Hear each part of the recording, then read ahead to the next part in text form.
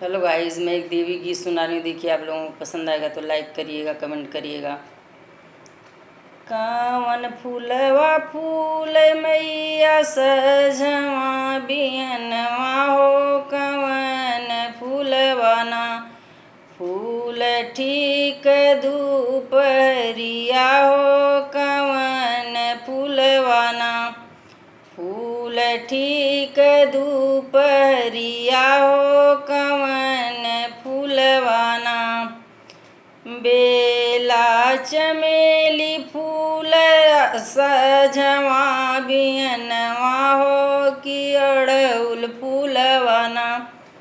फूल ठीक दुपहरिया हो, कि अड़उल फूलवाना फूल ठीक दुपहरिया हो, कि अड़उल फूलवाना कावन मैया डोलिया आव सजवा बियनवा हो, कवन मैया ना आव ठीक दुपहरिया हो, कवन मैया ना आव ठीक दुपहरिया हो, कवन मैया ना काली मैया डोलिया आव सजवा बियनवा हो, कि दुर्गा मैया ना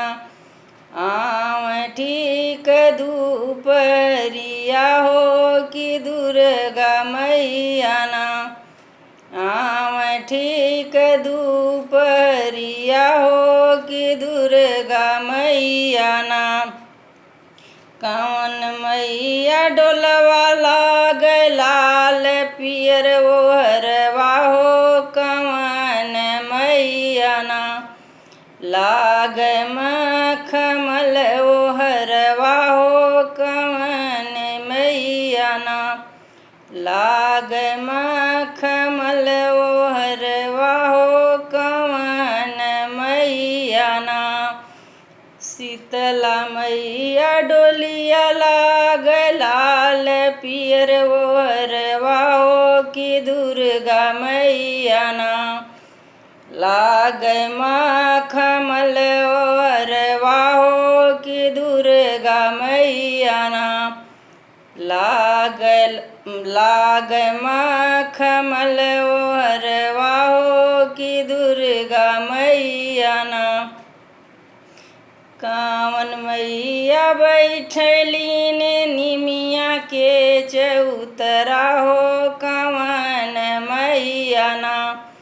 जानी अपने देवथनवा हो, कवन मैया ना शीतला मैया बैठलागिन निमिया के चौतरा हो, भगवती मैया ना गईनी अपने देवथनवा हो, भगवती मैया ना गईनी अपने देवथनवा